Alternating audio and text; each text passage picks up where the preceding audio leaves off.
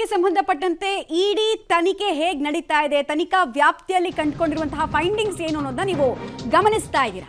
ಮುಂದುವರೆದ ಭಾಗವಾಗಿ ಸಿಎಂ ವಿರುದ್ಧದ ಮೂಡಾ ಹಗರಣಕ್ಕೆ ಸಂಬಂಧಪಟ್ಟಂತೆ ಇಡಿ ವರದಿಯಲ್ಲಿ ಸಿಎಂ ಆಪ್ತ ಸಚಿವ ಮಹದೇವಪ್ಪ ಅವರ ಹೆಸರನ್ನ ಕೂಡ ಉಲ್ಲೇಖ ಮಾಡಲಾಗಿದೆ. ಮಹದೇವಪ್ಪ ಸಂಬಂಧಿ ನವೀನ್ ಬೋಸ್ ಹೆಸರನ್ನ ಉಲ್ಲೇಖ ಮಾಡಲಾಗಿದೆ. ಅಕ್ರಮವಾಗಿ ನಿವೇಶನ ಪಡೆದು ಅಕ್ರಮ ಹಣ ವರ್ಗಾವಣೆ ಬಗ್ಗೆ ಕೂಡ ಮಾಹಿತಿ ಇಡಿ ಅಧಿಕಾರಿಗಳಿಂದ ಇದೆ. ಇಡಿ ಅಧಿಕಾರಿಗಳಿಂದ ನವೀನ್ ಬೋಸ್ ವಿಚಾರಣೆ ಆಗಿದೆ, ಹೇಳಿಕೆಯನ್ನು ದಾಖಲು ಮಾಡಲಾಗಿದೆ.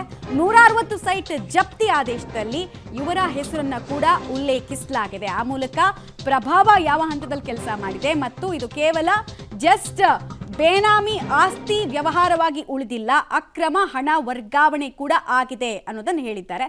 ಇಂಟ್ರೆಸ್ಟಿಂಗ್ಲಿ ನವೀನ್ ಬೋಸ್ ಅವರ ಹೆಸರನ್ನ ಕೂಡ ಇಡಿ ತನ್ನ ತನಿಖೆಯಲ್ಲಿ ಪ್ರಸ್ತಾಪ ಮಾಡಿದೆ. ಅದು ಕೂಡ ಸಚಿವ ಮಹದೇವಪ್ಪ ಅವರ ಸಂಬಂಧಿನೇ ಆಗಿದ್ದಾರೆ. ಎಕ್ಸಾಕ್ಟ್ಲಿ, ನವೀನ್ ಬೋಸ್ ಅವರು. ಹೀಗಾಗಿ ಕುತೂಹಲ ಅಂತೂ ಇದ್ದೇ ಇದೆ. ಇಡಿಯ ಉರುಳು ಯಾರ್ಯಾರಿಗೆ ಹೋಗಿದೆ ಇಲ್ಲಿ ತನಕ ಅನ್ನೋದು ನಿಮಗೆ ನೆನಪಿದ್ದೇ ಇದೆ, ಯಾರ್ಯಾರಿಗೆ ನೋಟಿಸ್ ಹೋಗಿದೆ, ಯಾರ್ಯಾರು ಕೋರ್ಟ್ ಮೆಟ್ಲೇರಿದ್ದಾರೆ ಅಂತ. ಈಗ ಸಚಿವ ಮಹದೇವಪ್ಪ ಅವರ ಸಂಬಂಧಿಯ ಹೆಸರು ಕೂಡ ತಳುಕು ಹಾಕೊಂಡಿದೆ. ಡೀಟೇಲ್ಸ್ ಕೊಡ್ತಾರೆ ಮುರಳಿ. ನವೀನ್ ಬೋಸ್ ಕುರಿತಂತೆ ಇಡಿ ಫೈಂಡಿಂಗ್ಸ್ ಏನೇನೋ, ಇದು ಸಚಿವ ಮಹದೇವಪ್ಪ ಅವ್ರಿಗೆ ಯಾವ ರೀತಿ ಉರುಳಾಗಬಹುದು ಮುಂದಿನ ದಿನಗಳಲ್ಲಿ ಅಂತ. ನಮ್ತ ಏನಂದ್ರೆ ಪ್ರಮುಖವಾಗಿ ತನಿಖೆಯನ್ನ ಮಾಡ್ತಾ ಇರುವಂತ ಇಡಿಗೆ ಸಾಕಷ್ಟು ಮಾಹಿತಿಗಳು ಬಹಿರಂಗ ಆಗ್ತಾ ಇರುವಂತದ್ದು. ಬೇನಾಮಿ ಆಸ್ತಿಗಳನ್ನ ಯಾವ ರೀತಿಯಲ್ಲಿ ಮೂಡಾದ ಆಸ್ತಿಗಳನ್ನ ಪಡ್ಕೊಂಡಿದ್ದಾರೆ ಅನ್ನೋದಕ್ಕೆ ಇದೊಂದು ತಾಜಾ ಉದಾಹರಣೆ. ಯಾಕೆಂದ್ರೆ ಮಹದೇವಪ್ಪ ತನ್ನ ಅಧಿಕಾರವನ್ನ ದುರುಪಯೋಗನ ಪಡ್ಕೊಂಡಿದ್ದಾರೆ. ಜೊತೆಗೆ ಅವರ ಅಣ್ಣನ ಮಗ ಆತ ಇನ್ನೂ ಕೂಡ ಯೂನಿವರ್ಸಿಟಿಯಲ್ಲಿ ಓದ್ತಾ ಇದ್ದಂತ ಹುಡುಗ, ಆತನ ಹೆಸರಿನಲ್ಲಿ ಈ ಜಮೀನನ್ನ ಅಂದ್ರೆ ಒಂದು ಸೈಟ್ ಅನ್ನ ಮಾಡ್ಕೊಡ್ತಿದಂಥದ್ದು. ಆ ಸೈಟ್ ನ ವ್ಯಾಲ್ಯೂ ಬಂದು ಹತ್ತತ್ರ ಸರಿಸುಮಾರು 40 ರಿಂದ 50 ಲಕ್ಷ ಅಷ್ಟು ವ್ಯಾಲ್ಯೂ ಆದಂಥದ್ದು. ಅದು ನವೀನ್ ಬೋಸ್ ಅವರ ಹೆಸರನ್ನ ಅಧಿಕೃತವಾಗಿ ತಂದಿದ್ದಾರೆ. ಅಧಿಕೃತವಾಗಿ ತಂದಿರೋಂಥದ್ದನ್ನ ನೋಡಿದ್ರೆ ಇಲ್ಲಿ ಗೊತ್ತಾಗ್ತಾ ಇದೆ, ಅನಧಿಕೃತವಾಗಿ ಸಾಕಷ್ಟು ಸೈಟ್ ಗಳನ್ನ ಮಾಡಿದ್ದಾರೆ. ಬೇನಾಮಿ ಹೆಸರಿನಲ್ಲಿ ಒಂದಷ್ಟು ಸೈಟ್ ಗಳನ್ನ ಮಾಡಿದ್ದಾರೆ ಅನ್ನೋದು ಸ್ಪಷ್ಟವಾಗಿ ಗೊತ್ತಾಗ್ತಾ ಇರೋಂಥದ್ದು.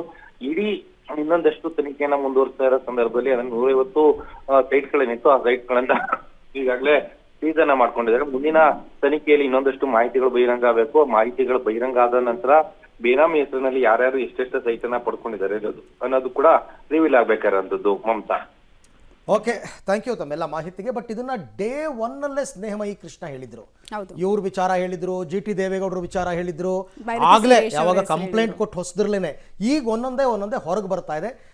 ಮಹದೇವಪ್ಪನವರ ಸಹೋದರನ ಮಗ ಸುನಿಲ್ ಬೋಸ್, ಸೊ ಆತ ಈಗ ಈ ನವೀನ್ ಬೋಸ್ ಆತನ ಹೆಸರು ಕೂಡ ಈಗ ಉಲ್ಲೇಖ ಆಗಿದೆ.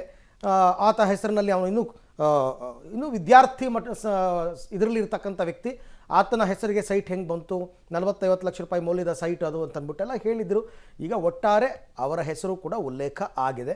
ಇದಕ್ಕೆ ಮಹದೇವಪ್ಪನವರು ಉತ್ತರವನ್ನು ಕೊಡಬೇಕಾಗತ್ತೆ. ಪ್ರಭಾವ ಬೀರಿದಾರಾ ಇಲ್ವಾ, ಪ್ರಭಾವ ಬೀರೋದ್ರ ಮುಖಾಂತರ ಸೈಟ್ ಪಡ್ಕೊಂಡಿದ್ದಾರಾ ಅಂತಕ್ಕಂಥದ್ದನ್ನು.